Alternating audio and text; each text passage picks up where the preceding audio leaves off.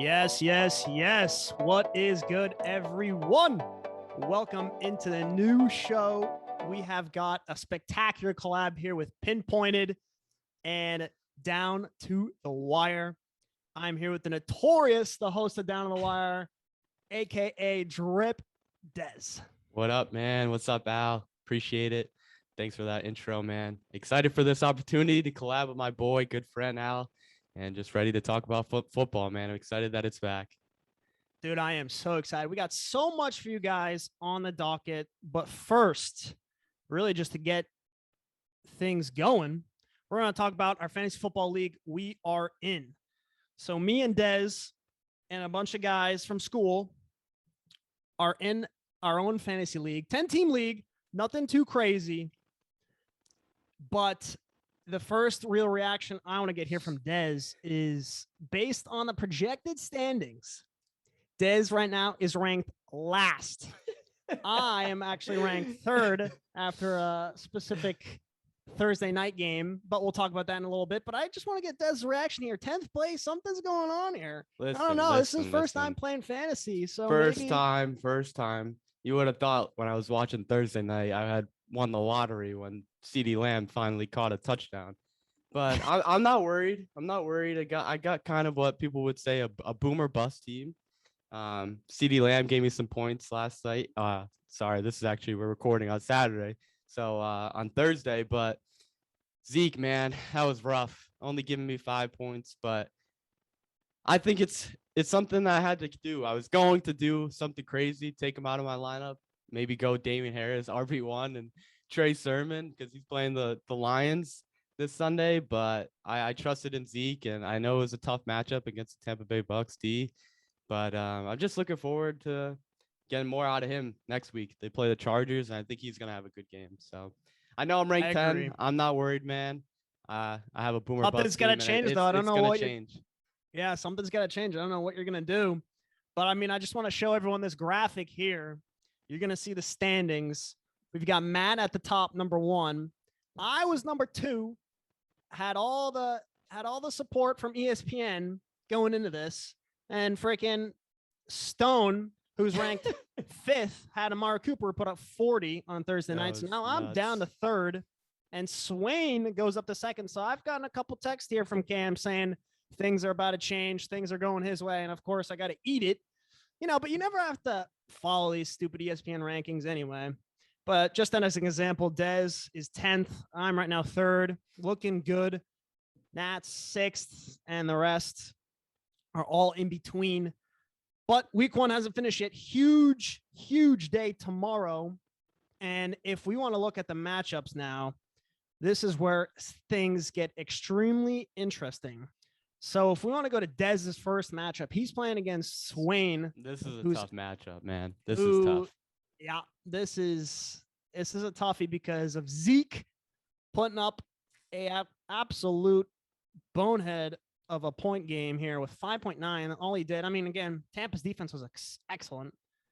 And yeah, I mean, he had an okay game. Like he, for 63 snaps he played a part of, he had 11 rushing attempts and 33 yards. It wasn't great. He just couldn't get any production. I'm like watching the game, like he'd try find a hole, and as soon as something opened up, boom, the Tampa's D collapsed. Levante David, Sue, like that line is, and like that front 7 is just crazy.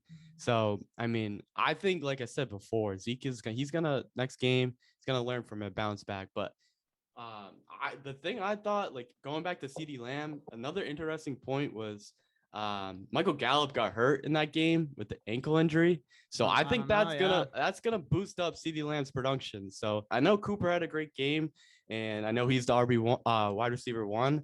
And a lot of people in the draft, I drafted CeeDee Lamb 3rd, and everyone was like, whoa, that's a stretch. But I believe in this guy. With Dak looked great on Thursday, and I think his production is just gonna go through the roof now with Gallup hurt. Dude, the next big question is, are there's going to be any trade offers coming in for Elliott? What's going on? Are you shopping him? Is this just, we'll wait and see kind of game, or what's going on? I mean, I have to see if the offer's right, man. It could possibly be. I mean, I literally took the biggest loss. A lot of fantasy players out there probably on the same train of me if they were on that Gus train. With Gus Edwards out with the ending Achilles injury, man. I don't know what they're doing over there in Baltimore, but they need to figure it out.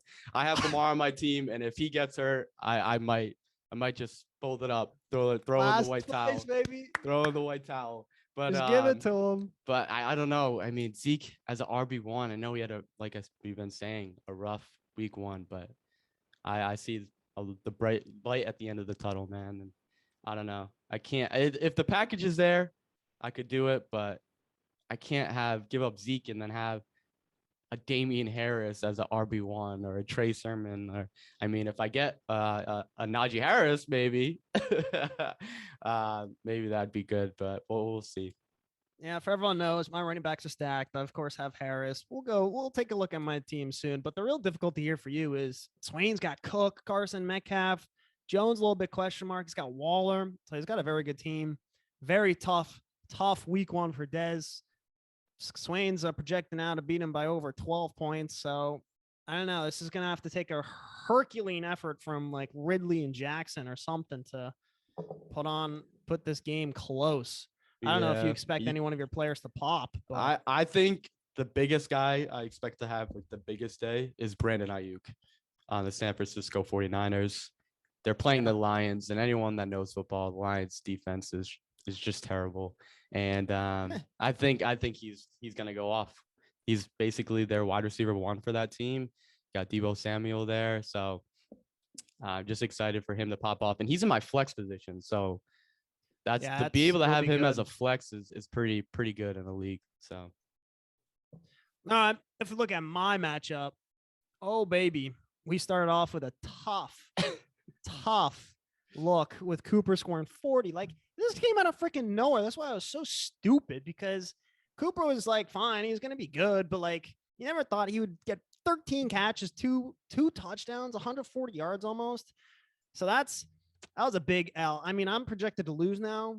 Freaking Stone's projected to score 145, which still I don't think adds up. But I think I'm chilling. I think I still got this week. I got McCaff, Taylor, Najee Harris. I think Hurts will play a great game. AJ Brown will play a good game. Johnson, who knows? We'll see. Got a good defense. One of the top 5 rated defenses this week. So, like, I think ESPN's kind of screwing me here in these projections. I don't know what to say. I mean, we were talking before we started this, but you made a big change to your roster. Tell the audience on what you did. I mean, I'm pretty shocked. I mean, I know it's a big matchup for one of these players, but I don't know. The guy you put in, I don't know if he's gonna really pop off this week. I think it's risky. So I drafted Justin Herbert with I think the eighth round, 9th round. So he kind of dropped, which was beautiful. I took him, but again, he's playing Washington this week. So Washington has a sick defense, especially defensive line. They have like 4 first-rounders on that D-line, which is absolutely insane. And then I picked up Hurts, which no one picked up, which I think is a steal of an ad. And I'm just starting him. I mean, he's playing Atlanta, so theoretically it should be a shootout. And then Hurts can run the damn ball. So you know what? I'm rolling with that. He's projected to have more points too. I'm going to trust this. I mean, I don't know what can happen. This could backfire. One thing that definitely did backfire is Antonio Brown. I had him on my bench. There he scores 24 points. Already a great start. Already had a couple texts of what a mistake that was. But again, like, what the hell? I'm not going to start AB over like Deontay Johnson or AJ Brown or Najee Harris. I mean, that's kind of like AB would have been, I don't know. I thought he would be good, but not this good off the rip. Yeah, but I mean, Deontay Johnson's playing Buffalo, pretty good defense. And then Antonio Brown was going into Dallas, who not really strong defense. And a lot of people were projecting that the Bucs were going to literally destroy the Cowboys. I mean, it was a great game, close game, but so if you're managing my team, you're putting in Brown over Johnson? Yeah, why not? It's week 1. Oh, I think week 1, you've got to take risks, even week 2 a little bit. And then as each week settles in, I know I'm a rookie to this fantasy, but I've been doing my research, and why not? Take the risk, take the challenge. But who knows? Maybe if you feel confident in Deontay Johnson, maybe he pops off. But I think I'd go with AB. I mean, Johnson ain't my favorite player, but I don't know. AB, I feel like, was more of a risk, but I don't know. That's tough. I mean, it already happened. Can't move him. I mean, Exactly. I can maybe DM, fantasy manager here and see if we can make some moves, but without anyone seeing. But no, we won't do that. But yeah, this matchup's gonna be crazy. Tomorrow is gonna be huge for this because I definitely have a lot of players, but now with that 40-point bomb by Stone, that's gonna make things a lot more interesting. And we're just gonna have to see. I need Kansas City to poop the bed because he's got Mahomes and Hill. But we'll see what happens. Yeah, it's gonna be tough. I mean, they're playing Cleveland, good defense and good team overall, but I don't know. I think Kansas City would have the edge on that one. Week 1, 2. Mahomes is gonna bring the fire. Tyreek Hill, Kelsey, man, offense is scary. The biggest L this week so far, at least just from Thursday, is my guy Tom. Oh gosh, this was a funny scene because he puts up a -3 with his Bucks defense. Didn't have any other starter, so it's not the it's not the end of the world with that. But even more funny is he's got another bench player, Ronald Jones, who did nothing, -0.6. So far, his team's just putting up negative numbers, which is awesome. Love to see. That's tough. And negative points, man. And he was during the draft, he was roasting everyone, saying, "Oh, this is my year, I got this." And I don't know, man. Off to a rough start, so we'll see. But he's got Stephon Diggs, he's got Pitts too, so I expect those guys to go off. So Aaron Jones, yeah, I see Kyle, I think, beating him this week though. He's got definitely the edge. In that category. I mean, he's got Godwin, who did well. Robinson's a tough matchup. That's one of the guys I talked about in a previous episode where this week might not be his week because he's playing against Jalen Ramsey. And so we know Jalen Ramsey can absolutely just is like an island over there and can just shut any receiver down. He's got beef with so many guys because of how good he is. And that'll be interesting. That's a guy who I would sit. But again, it's difficult because who are you going to start over him? You know what I mean? So would you because he has Darnell Mooney on his roster, he picked him up. Would you go with the stretch? No. I mean, this is like what happens with week 1, in my opinion. I always go more conservative than aggressive. I mean, you drafted the guy 3rd round probably for Kyle. Like, you just got to go with him and just see what happens. I mean, matchup wise, it's not favorable, right? But like you said, it's week 1. You wanted the guys you felt like you drafted higher should be starting, and sometimes it doesn't pay off. Like I mean, that's the same thing what happened with. Yeah, that's the same thing what happened with Zeke, but you can't really bench him, And then same thing with Herbert. I mean, I had a good option with Hurts, so I'm going to play that card and see what happens. But yeah, this is just hilarious that Tracy starts off with -3 points. Already a 60%, almost 60% win probability for Kyle. That's just too funny. And I don't get how this guy's over here getting -3 points and I'm ranked 10 over here. Makes no sense, ESPN. Might have to make some calls. Yeah, so the big thing is everyone was talking about Des is ranked 10th, and not a lot of people agree with it, and I don't agree with it either. Based on those standings, personally, I think Stone's got the worst team. But then again, Stone just had Cooper put up 40. The big thing here with Stone's team is that he took Mahomes in the 2nd round. Not really a good pickup there. Josh Jacobs, I don't really like. So there's players on his team that aren't the best. A lot of guys in our league rated him being last. I don't know what your thoughts are here. I mean, the Mahomes too was very questionable. I get it. He wanted that Tyreek Mahomes pairing, but then he was so forced to not get a decent wide running back. And as we're seeing right now, running backs are so scarce with Gus and Dobbins now. Dobbins before Etienne. So it's like he had to go with Mixon and Josh Jacobs. So 2 guys. Who knows? Maybe Mixon goes off. I'm not too high on Jacobs. I think Kenyon Drake's gonna be the guy over there in Las Vegas, but I don't know. A very questionable move by Stone there. But he's got Cooper with 38. So who knows? I know. Like you said, you can never predict on what's gonna happen with fantasy. Is there a team you like in this league that's going to be number one? A team I like that's going to be number one. Do you have any projection? Let's see. I mean, for my opinion, I think it's between me and I'll give it to Swain. Swain's got a good team too.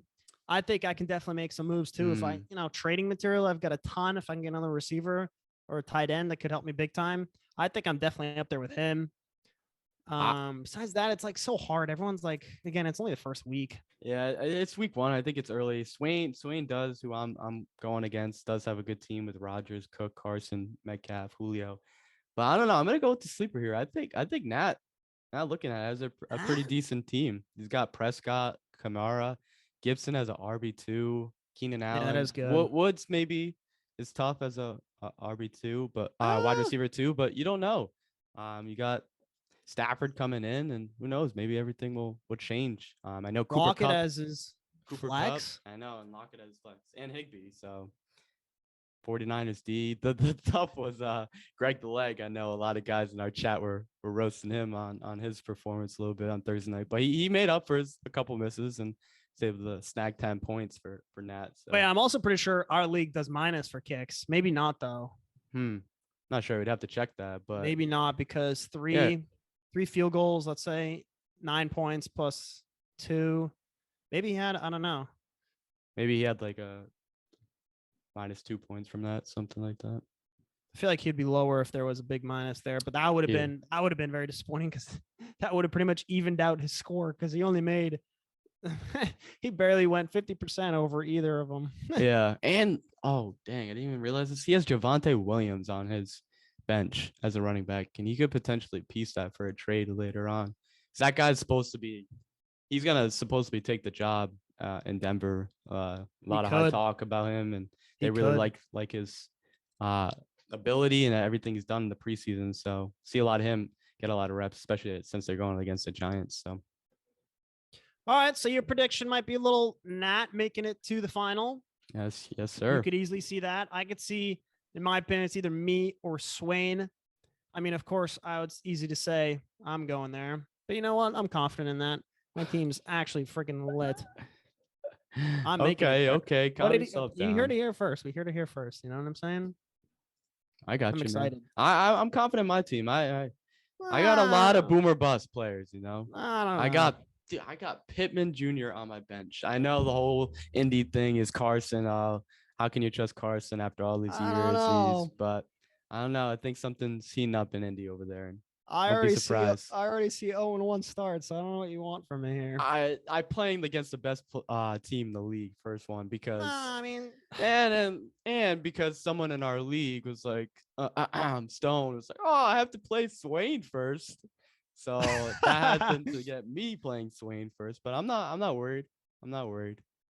Des, I got you week 3. That's also going to be a very interesting fantasy episode. We're going to break that one down big time. Oh, that huge matchup because I'm assuming I'm going to be 2-0. You might be 0-2. So no, I'll go with the 1-1. End of the season. I'll go with the 1-1. 1-1. Big week 2. I'm telling you, big week 2. I got a lot of big week 2, and my week 3 against you is, if I recall, I think I have a better week 3 than yours. Can't remember at the moment, but I think my guys were projected a little bit higher than yours. But that's something we can down the road get to. I mean, if you want to follow those projections, you're getting last place. Oh, shoot. Oh, that's good. All right. So the next part of the podcast, we want to look at a couple of potential betting opportunities for some of our viewers. If you are into that, we're looking at some of the odds of the matchups. And one of the first things that we can go is what I have lined up this weekend. And we'll get Des's reactions here. We'll get his live reaction to some of my bets right now. And the first one I want to put up, Des, I think you have it as well right now. I've got a nice parlay, beautiful parlay, in my opinion, that has the Bucks win, which happened, which, again, I was definitely sweating because 1 minute ago they were losing. And that would have definitely screwed everything up because I actually probably would have stopped betting if that happened, honestly. And then we've got the Niners. I got them over the Lions, which I think is like a gimme. You know what I mean? And then I've got the Rams over Chicago, which is a little more difficult. And then I've got Green Bay over the Saints. Right there. 4 teams just to win. I double my money. You know, what do you think about that? So I like the Bucks one. Easy cash. I like San Francisco. Like I said before, they're playing the Lions, and like I said before, the Lions defense is really bad, really bad. I doing some research, and I saw that their defense last year allowed 30 fantasy points per game to running backs. So if you're a fantasy player out there and you have Raheem Mostert, start that guy because he's going to light it up this week. And their wide receivers are going to go off. So I like that one. Los Angeles, like you said, it could be tough. Chicago, they've got Allen Robinson, got a good team over there. But the Green Bay Packers one, I actually went the opposite way. You like the Saints? I think the Saints are going to take it. I know it's a very close bet. It's their favorite 3.5, but I don't know. I think Jameis Winston's hungry. I think that Saints defense is they've always had a good defense. Their defense has always been underlooked. And I think Saints come in, they shock it. Next Monday, everyone is like, "Oh no, is this it for Rodgers and Adams?" So I think that's going to be the shocking news on Monday. But that's why I'm so excited because they're just going to ball. I feel like their last year. Another parlay I've got is actually taking the Green Bay Packers -3.5. So far, the 2 that I've had right now are Green Bay winning. So I need that to fall through. And then the new one that I kind of added in this new parlay is I still had Tampa. I still have 49ers. I took Packers then with the -3.5. Then I took Steelers +6.5. I feel like they can cover. And so many people like, no way in hell, Bills are so much better. And I agree, Bills are better. But I just feel like 6.5 is a lot of points for a top 5, top 10 defense in the Steelers. And I feel like they're fresh and everyone's like banging on Roethlisberger, how he's not good anymore. But again, he had all summer to rest up, get fresh for this new season. Again, and that was a worry that will happen later in the season anyway. If everyone remembers, Steelers went 10-0, I believe, last year to start, maybe even more, 11-12, and then they kind of fell off a little bit.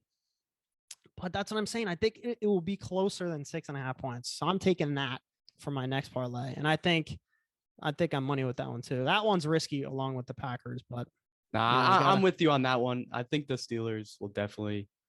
I think 6.5 is tough for Buffalo, and Steelers Buffalo Bills it's always a close matchup between those two. They're always coming down to the wire. So I think 6.5 is very, very scary to kind of take on Buffalo. So I would definitely go with Steelers, especially with Najee Harris coming into that offense. It's a lot of talk about around this offense.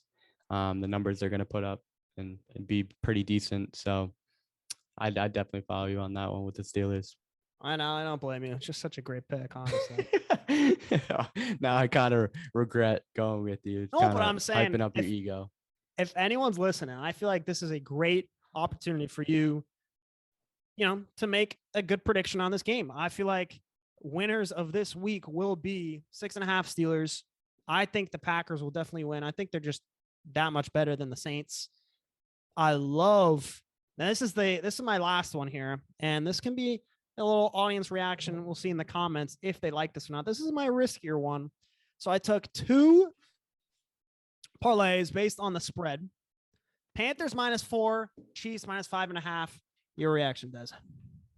Panthers. I like the Panthers -4. Everyone's calling this the revenge game for Donald and Robbie Anderson. They are literally going to ball out on the New York stinking Jets. I'm excited for that game to see that. And Kansas City, you took Kansas City with 5.5. I don't know, risky? Man. In Baker we trust. It might be crazy. I might be, but I don't know. I think that's another game along with that Green Bay Saints. It's just gonna make like a really, really crazy, and everyone's gonna be like, wow, Mahomes, Hill, tough loss. And I think Baker's really gonna ball. I like this Cleveland Browns team. They added really a lot to their defensive side, and with oh my God, with Clowney, geez, can't even speak right Yeah, here. true. And their defense, I think, could challenge. I mean, it's Mahomes is great. He's one of the great players, and they've got Hill, I Kelsey. It's going to be tough, but it's going I to be a think this challenge for this is. defense. I think if they come over this challenge, it's gonna wake up a lot of people about the Cleveland Browns this year. I know. That's what I'm worried about because Cleveland's rated so high. But I don't know. I just see Mahomes balling after a disappointing Super Bowl. True. Kelsey, Hill, they're all ready to go. New offensive line. That's the scary part. Is Tampa, for anyone that watched a little bit of Tampa's game, they had over 10 penalties. It might be at 10 or 11, and a ton of miscues, drops. Offensive line wasn't great. And their offensive line was pretty much the same, except for one addition, I believe, or two from last year. And when that offensive line was beautiful throughout the year and in the Super Bowl. And then for the Chiefs, completely reform their offensive line with 3 rookies, 2 guys, one guy they traded for and one guy they signed. So, like, if you're looking at the Bucs and saying, okay, well, look how many miscues they had. I mean, again, it's the first game. So that's my only worry is the Chiefs could have a ton of miscues because they haven't freaking played together. I mean, they didn't even play together all off season, maybe a little bit. I think Andy Reid did for like a game or like a quarter or two, but like, that's my worry. But again, it's Patrick Mahomes. I don't know.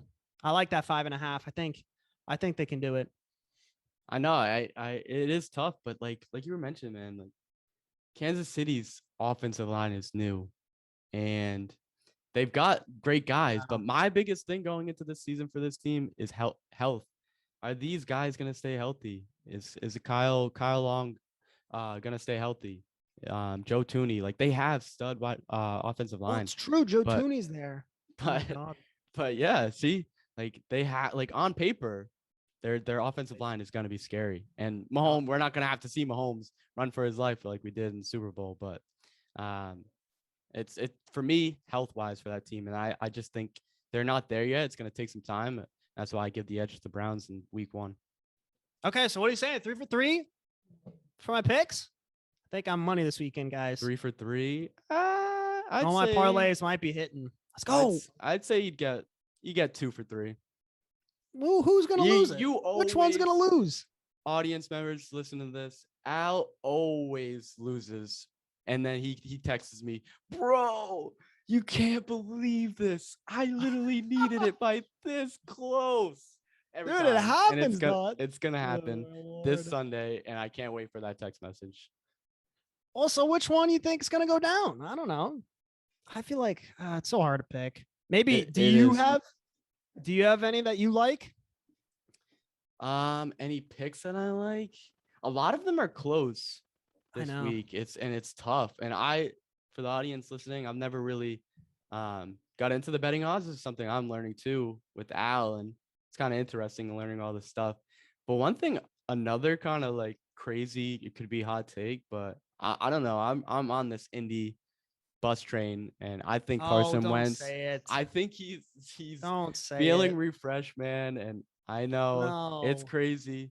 They did lose Xavier Howard for this game, or Xavier Howard's Xavier Howard. Geez, he plays for the Dolphins. Thinking about the Pats game because I'm so ready for the Patriots and Mac Jones. Xavier Rhodes, man. Yep. They're losing him this week with a calf injury, so their defense is going to struggle. But Seattle doesn't really have a great defense either, so I think it's going to come down to a defense. Whoever defense comes out on top, and I don't know. I think Indy could pull it out. You like that +3? I like it. And no, it's well, it depends on the app. Like we're using Action 24/7. Whoever's listening to us right now, but I'm seeing right now at DraftKings for it's 2.5 for Seattle. So I like that for the Indy. You like the Seattle? No, I like Indy. So you think you like the 2.5 points with Indy? Yep. I don't know. You're betting against Russell Wilson, top 5 quarterback. I don't know. Yeah, that is a question, but I don't know. And you got DK and Lockett. They have good wide receivers. I will say, tough, but I don't know. I think Indy goes and wins it. I will say, nobody take that bet because Des is wrong, number one. And number two, why he's wrong is Indy has a completely new team as well. So again, we were saying like, okay, Chiefs have the new offensive line, risky. Indeed, yes, risky. I mean, they're all freaking risky. These, picking these teams based on these odds. I mean, the odds makers always win. That's why they do this. But Indy, Carson Wentz, new quarterback, new offense, new, I'm pretty sure, offensive coach or maybe defensive coach. One or the other. I'm wrong. I could be wrong about which one is which. But he just came off recovering from surgery. Another one. Again, we don't want to, blame anything on that. We hope he's fine. But hasn't practiced at all. Wasn't in the preseason. Haven't seen any action with him. Who knows how he's going to control the offense? We don't know jack squat about the guy and how he's going to play in Indy. And so again, if you're going to go up against Seattle, who's been there, done that for 5-6 straight years, it's a risky bet. And I personally kind of stay away from this game because it could go either way because of how talented the Colts can be. But if anything, I'm taking the Seahawks, in my opinion. Those were good points. We haven't seen anything out of Wentz.